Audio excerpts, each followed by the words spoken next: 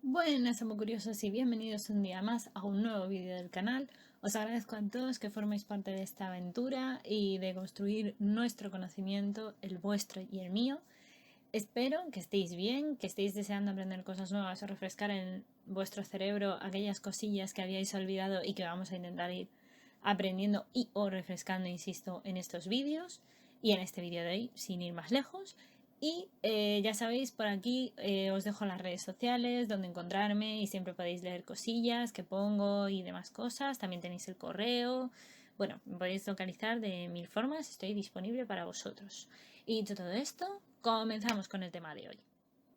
La organización anatómica del sistema nervioso se divide básicamente en las neuronas y la glía, que van a formar estructuras más complejas a nivel del sistema nervioso central y periférico.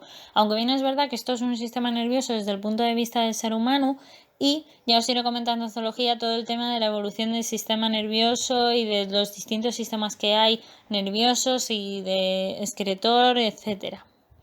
En el sistema nervioso central de los humanos distinguimos la sustancia blanca compuesta por fibras nerviosas y neuroglía, cuyo color blanquecino se debe a la abundancia de mielina, y la sustancia gris, que está compuesta por acumulaciones de los somas o cuerpos celulares de neuronas y sus dendritas junto a axones no mielinizados. Conviene destacar sobre todo el concepto de núcleo, que se va a referir a agrupaciones de los somas de las neuronas que no forman parte de la corteza cerebral ni cerebelosa. Así encontraremos núcleos en el troncoencéfalo y a nivel de los núcleos de la base, que también se denominan, por cierto, ganglios de la base, mal denominados porque no son ganglios, insisto, son núcleos. En el encéfalo, la mayoría de la sustancia gris forma la corteza que se sitúa por fuera de la sustancia blanca, mientras que en la médula espinal, por el contrario, la sustancia blanca se sitúa rodeando a la sustancia gris. Y en el sistema nervioso periférico distinguimos además los nervios, formados por axones rodeados de tejido conectivo, y ganglios formados por somas neuronales. El sistema nervioso central principalmente distinguimos en él distintas estructuras que van a estar relacionadas fundamentalmente en el sistema nervioso central, y además esto es extensible a todo lo relacionado con el sistema nervioso, que es una nomenclatura muy variada, y dado que los términos clásicos, como también decir que son los que más comúnmente se utilizan. Por un lado tenemos el prosencéfalo o cerebro anterior, que a su vez está dividido en el telencéfalo y el diencéfalo.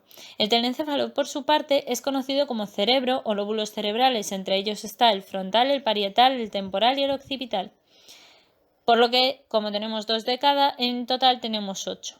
Los núcleos o ganglios basales son denominados como 12, ¿vale? Hay 12 distintos que ya los veremos más adelante. Por otra parte tenemos el diencéfalo, que está compuesto por el tálamo, el subtálamo, el hipotálamo y el epitálamo. Proseguimos en la siguiente parte, que sería el cerebro medio, que es el mesencéfalo.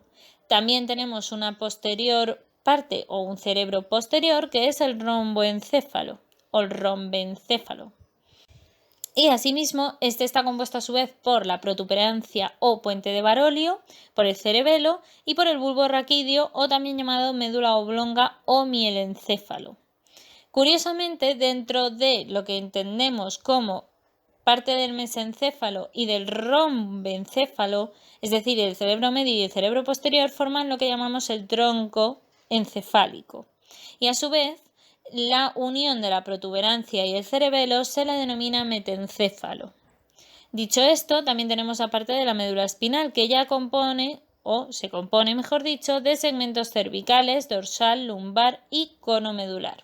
Descrito todo el sistema nervioso central, pasamos al sistema nervioso periférico, que está formado por nervios y ganglios. Si bien es verdad que distinguimos anatómicamente y fundamentalmente dos tipos de nervios, que son los nervios raquídeos, que salen y entran de la médula espinal, y los nervios craneales, que parten o llegan al tronco encefálico o al cerebro, entre los ganglios diferenciamos de hecho los ganglios raquídeos, situados a ambos lados de la médula espinal, donde se localizan los somas de las primeras neuronas de la vía sensitiva, y los ganglios formados por somas de las neuronas del sistema nervioso vegetativo o autónomo, situados a ambos lados de la columna vertebral o paravertebrales, también llamados así, y delante de la columna vertebral o prevertebrales o colaterales están los ganglios simpáticos, y en otras localizaciones próximas a los órganos efectores aparecerán los ganglios parasimpáticos.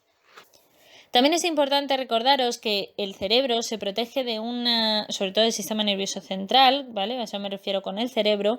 Principalmente se encuentra protegido tanto el encéfalo como la médula espinal por estructuras óseas, es decir, el esqueleto lo protege.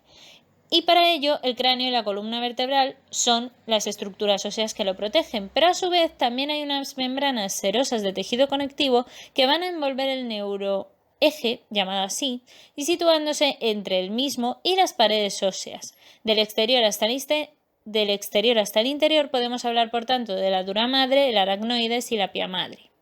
El líquido cefalorraquídeo y el sistema ventricular evidentemente también son importantes porque el líquido cefalorraquídeo se forman los presos coroideos de los ventrículos cerebrales que pasan a través del agujero de Monro al tercer ventrículo desde los ventrículos laterales, ya digo, y llegan hasta el cuarto ventrículo con el acueducto de Silvio.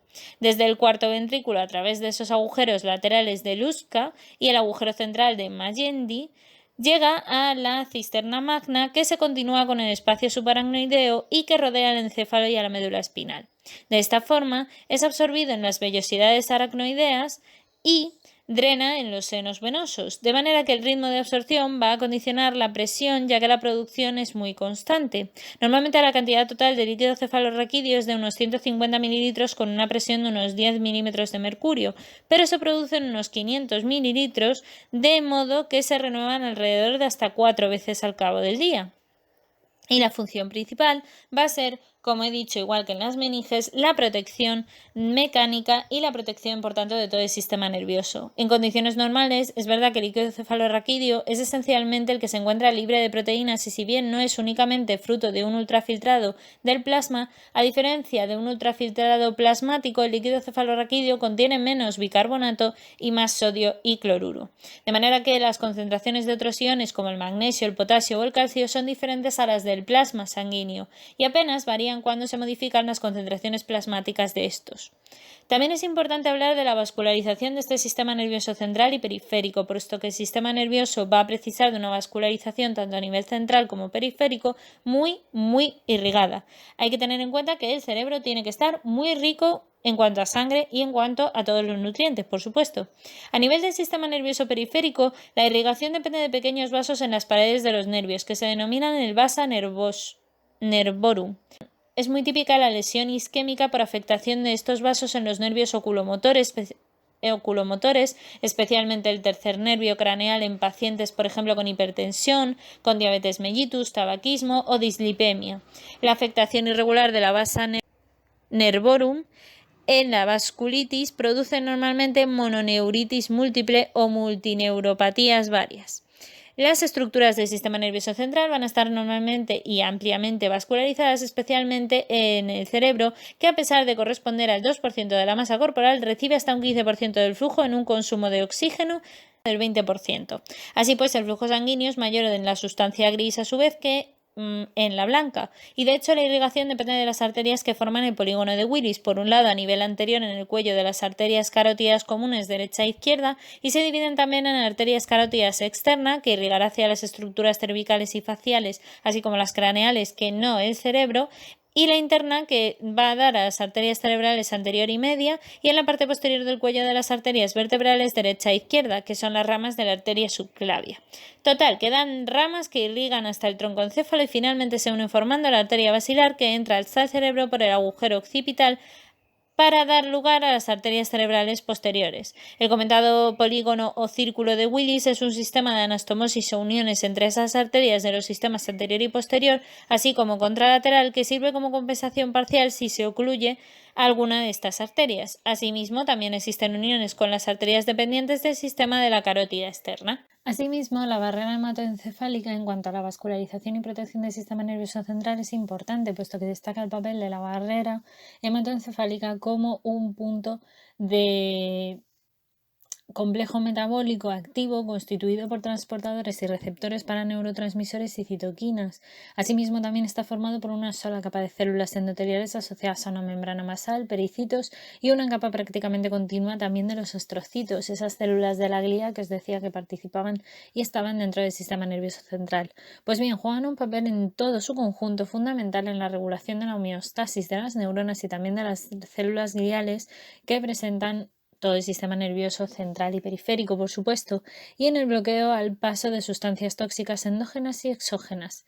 Y algunas zonas, de hecho, carecen de barrera hematoencefálica, porque entre las que vamos a ver que más destacan serían la parte del hipotálamo, la hipófisis, la eminencia media, el receso preóptico, el área postrema, la epífisis, el bulbo raquídeo y los plexos coroideos, que ya veremos que son un poquito excepciones por diferentes circunstancias cada una.